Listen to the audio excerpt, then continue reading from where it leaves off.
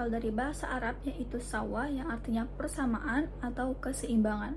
Sedangkan menurut istilah musawa artinya sendiri adalah persamaan dan kebersamaan serta penghargaan terhadap sesama manusia sebagai makhluk Tuhan.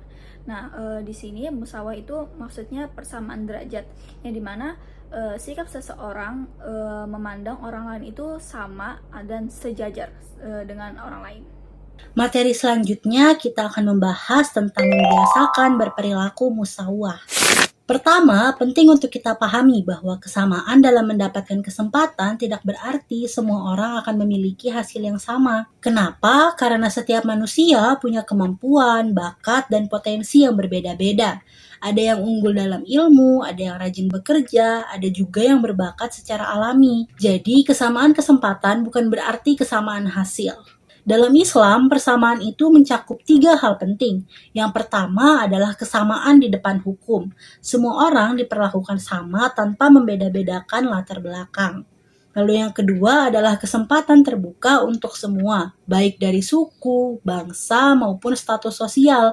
Semua orang punya hak yang sama untuk berusaha. Dan yang ketiga adalah keseimbangan dalam masyarakat, yang artinya setiap kelas sosial memiliki peran masing-masing yang saling melengkapi. Imam Ali bin Abi Thalib pernah menyampaikan bahwa masyarakat itu terdiri dari berbagai kelas yang saling membutuhkan. Ada tentara, penulis, hakim, pedagang, hingga pekerja. Semua punya peran yang penting agar kehidupan berjalan dengan seimbang. Dari sini kita belajar bahwa dalam Islam, konsep musawah atau persamaan bukan hanya teori, tapi harus diwujudkan dalam kehidupan sehari-hari. Tidak boleh ada diskriminasi karena warna kulit, asal-usul, atau status sosial. Kesempatan untuk maju pun harus terbuka bagi semua orang. Dan yang terpenting, kita harus saling melengkapi, saling membutuhkan, dan menjaga keadilan. Kesimpulannya, persamaan dalam Islam bukan berarti hasilnya sama, tapi kesempatan yang sama untuk berusaha, belajar, dan berkarya. Perbedaan hasil itu wajar, karena manusia memang punya kemampuan yang berbeda-beda. Nah, yang ketiga yaitu mengenai ciri-ciri orang yang bersikap musawah. Ada beberapa nih ciri-cirinya. Yang pertama, orang yang bersikap musawah tidak menyombongkan dirinya ataupun membangga-banggakan diri sendiri. Yang kedua, orang yang bersikap musawah selalu menghargai karya yang dihasilkan oleh orang lain. Yang ketiga, orang yang bersikap musawah tidak merasa pendapatnya paling benar ketika menghadapi suatu persoalan. Yang keempat, menghargai setiap jabatan orang lain ataupun profesi mereka. Nah, yang kelima yaitu selalu siap sedia ketika seseorang memberikan kritik ataupun saran yang membangun. Yang keenam, selalu sadar bahwa setiap manusia itu memiliki kekurangan. Yang ketujuh, memberikan manfaat atau memberikan nasihat kepada sesama. Dan yang terakhir, yaitu bersifat fleksibel dan memposisikan diri sendiri itu setara dengan orang lain. Materi selanjutnya kita akan membahas nilai-nilai positif dari musawah, yaitu sikap kesetaraan yang sangat penting dalam kehidupan modern. Ada beberapa nilai positif dari musawah, antara lain: 1. Menjaga harkat, martabat, dan derajat manusia di hadapan Allah dan sesama. 2. Menguatkan iman untuk mewujudkan kesalehan pribadi dan sosial. 3. Meningkatkan kualitas ketakwaan kepada Allah dengan kesadaran berbuat baik. 4. Membawa kedamaian dalam kehidupan pribadi dan sosial, serta menciptakan suasana yang akrab dan kondusif. 5. Menumbuhkan kesadaran untuk menjalankan ajaran Islam dalam kehidupan nyata. 6. Membuktikan kebermaknaan manusia terhadap sesamanya dalam menjalani hidup. 7. Memberikan jaminan kebahagiaan dunia dan akhirat karena menghargai orang lain sesuai syariat. Dengan menerapkan musawah, kehidupan akan lebih adil, damai, dan penuh dengan rasa persaudaraan. Setiap orang dihargai tanpa membedakan status sosial, suku, atau kedudukan. Jadi, mari kita terapkan nilai-nilai musawah dalam kehidupan sehari-hari. Karena dengan kesetaraan, kita bisa menciptakan masyarakat yang harmonis, saling menghormati, dan diridhoi oleh Allah Subhanahu wa Ta'ala. Selanjutnya, saya akan menjelaskan tentang penerapan tawasud. Yang pertama, pengertian tawasud. Tawasud adalah sikap hidup yang berada di tengah-tengah tidak terlalu keras, ekstrim atau fundamentalis, dan juga tidak terlalu bebas, liberal. Dalam Islam, tawasud berarti bersikap moderat, adil, serta mampu memilih jalan yang benar, yaitu hak, dan mampu menjauhi kebatilan. Umat Islam disebut sebagai umat pertengahan, sebagaimana dijelaskan dalam Quran Surah Al-Baqarah ayat 143 yang menegaskan bahwa umat Islam menjadi saksi kebenaran bagi manusia lainnya. Dengan sikap ini, umat Islam diharapkan dapat hidup damai, rukun, dan terhindar dari perilaku yang menyimpang dari syariat, baik dalam urusan dunia maupun akhirat. Selanjutnya ada macam-macam tawasud. Macam-macam tawasud ini dibagi menjadi 3 bidang. Yang pertama ada bidang akidah, yang kedua ada bidang syarat, dan yang ketiga ada bidang akhlak. Di bidang akidah itu juga sudah menetapkan dan mempertimbangkan beberapa hal. Yang pertama, keseimbangan dalam telaah dan penggunaan dalil akli dan nakli agar tidak mengalahkan salah satunya. Dan yang kedua itu memurnikan akidah dengan cara membersihkan dan meluruskan dari pengaruh akidah yang sesat baik dalam maupun luar. Dan yang ketiga, menjaga keseimbangan berpikir dengan tidak memvonis seseorang itu musyrik dan bid'ah kepada orang lain, apalagi mengkafirkannya. Nah, tujuan menjaga keseimbangan berpikir ini agar kita tidak mudah salah dalam menilai.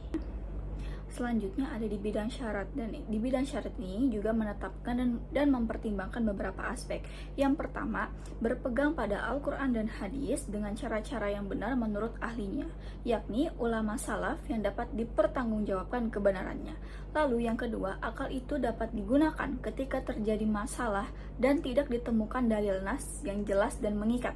Lalu yang ketiga, menerima setiap perbedaan pendapat dalam menilai suatu masalah ketika dalil nas ini masih mungkin ditafsirkan yang lain. Lalu yang keempat, selalu mempertimbangkan aspek kemaslahatan dalam mengamalkan syariat-syariat di tengah lapisan-lapisan masyarakat yang majemuk atau campuran. Selanjutnya yang ketiga ada di bidang akhlak. Di bidang akhlak ini juga menetapkan dan mempertimbangkan berbagai hal. Yang pertama, mendorong dan mengajarkan paham dengan menggunakan cara-cara yang benar pastinya dan tidak melenceng dari syariat-syariat Islam dan peraturan perundang-undangan. Lalu yang kedua, bersikap sopan santun, rendah hati dan menjaga hati dengan siapapun dan dimanapun. Lalu yang ketiga, tidak merasa diri lebih baik dan sempurna dibandingkan orang lain. Dan yang keempat, selalu berusaha mewujudkan rasa aman dan tentram pada diri sendiri dan masyarakat. Lalu yang kelima, tidak mudah goyah dan termakan isu-isu yang menyesatkan dan tidak bertanggung jawab. Dan yang keenam, tidak berlebihan dalam menilai sesuatu, bersikap tenang pastinya dan bijak dalam mengambil sikap serta mempertimbangkan kemaslahatan. Yang ketiga, membiasakan sikap tawasud, yang berarti membangun kebiasaan hidup yang adil, seimbang, dan tidak berlebihan dalam segala hal.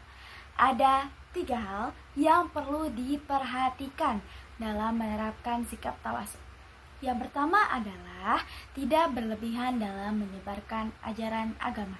Yang kedua, tidak mudah mengkafirkan sesama umat muslim karena terdapat perbedaan dalam ajaran agama. Yang ketiga, mampu hidup berdampingan sesama manusia dalam toleransi dan persaudaraan ukhuwah. Dengan membiasakan sikap tawasud, umat Islam dapat menjadi teladan, mengukur kebenaran dan penengah dalam kehidupan bermasyarakat. Saya akan menjelaskan tentang nilai positif tasawuf. Nilai positif yang harus dikembangkan yang pertama ada taat beribadah, menumbuhkan kesadaran untuk menjalankan ibadah sesuai ketentuan Allah.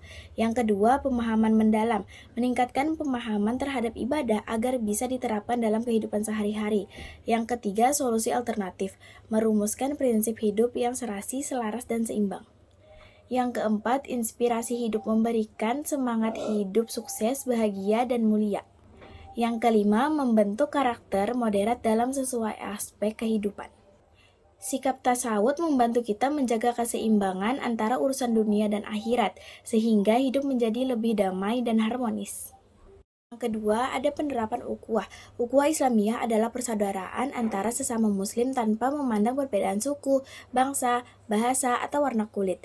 Ikatan ukhuwah jauh lebih kuat dibandingkan ikatan lainnya, karena dasarnya adalah iman kepada Allah dan Rasul-Nya. Secara bahasa, ukhuwah berarti persaudaraan. Secara istilah, ukhuwah adalah rasa kasih sayang, persatuan, dan solidaritas yang membuat manusia saling mencintai dan menyayangi dalam rasa mewujudkan kehidupan bahagia dan sejahtera. Allah berfirman dalam Quran Surah Al-Hujurat ayat 10. Artinya, sesungguhnya orang-orang mukmin itu bersaudara, maka damaikanlah antara saudaramu yang bertikai, dan bertakwalah kepada Allah agar kamu dirahmati. Artinya, ukhuwah harus diwujudkan dalam kehidupan sosial dengan saling memaafkan, menyelesaikan konflik dengan damai, dan menjaga persaudaraan. Berikutnya yaitu mengenai macam-macam ukhuwah. Ada 4 jenis ukhuwah. Yang pertama yaitu ukhuwah Islamiyah. Ukhuwah ini tumbuh dan berkembang karena adanya dasar keimanan dan keagamaan. Menurut ajaran Islam, ukhuwah ini berdasar dari konseptual Al-Quran dan hadis. Untuk ukhuwah Islamiyah ini tidak terbatas oleh wilayah, ras, ataupun kebangsaan, karena setiap muslim yang ada di muka bumi ini merupakan saudara bagi sesamanya. Baru, ukhuwah yang kedua yaitu ukhuwah kebangsaan atau yang kita kenal dengan ukhuwah wataniyah. Ukhuwah ini tumbuh dan berkembang atas dasar nasionalisme. Untuk mewujudkan ukhuwah ini ada 3 sikap nih yang perlu dilakukan oleh masyarakat. Yang pertama yaitu akomodatif, yang kedua selektif, dan yang ketiga integratif. Nah, ukhuwah yang selanjutnya yaitu ukhuwah fi al-wataniyah wa an-nasab, yaitu ukhuwah yang berdasarkan seketurunan dan kebangsaan. Nah, model ukhuwah ini ruang lingkupnya itu lebih kecil dari ukhuwah sebelumnya karena hanya meliputi persaudaraan sebangsa dan setanah air. Lalu untuk ukhuwah yang terakhir yaitu ukhuwah insaniyah atau yang kita kenal dengan ukhuwah basyariyah. Ukhuwah ini tumbuh dan berkembang karena adanya dasar kemanusiaan. Materi ketiga adalah pendekatan ukhuwah dalam Islam, yaitu bagaimana persaudaraan sesama muslim bisa terjalin dengan kuat. Supaya ukhuwah Islam tegak dengan kokoh, ada 4 tiang penyangga utama. Yang pertama adalah ta'aruf, yaitu saling mengenal tidak hanya secara fisik, tapi juga mengenal latar belakang pendidikan, budaya, pemikiran, dan cita-cita. 2. Tafahum, saling memahami kelebihan dan kekurangan, sehingga kesalahpahaman dapat dihindari. 3. Ta'awun, saling tolong-menolong, yang kuat membantu yang lemah, yang memiliki kelebihan menolong yang kekurangan. 4. Takaful, saling memberikan jaminan dan rasa aman, sehingga tidak ada kecemasan dalam menghadapi hidup. Dengan 4 sendi persaudaraan tersebut, umat Islam akan saling mencintai, bahu-membahu, serta tolong-menolong dalam menghadapi tantangan kehidupan. Bahkan, umat Islam diibaratkan seperti satu tubuh. Jika satu bagian sakit, maka bagian lain juga ikut merasakannya. Rasulullah Shallallahu Alaihi Wasallam pernah bersabda, perumpamaan orang yang beriman dalam sayang menyayangi, cinta mencintai, dan tolong menolong antar sesama itu diibaratkan satu tubuh.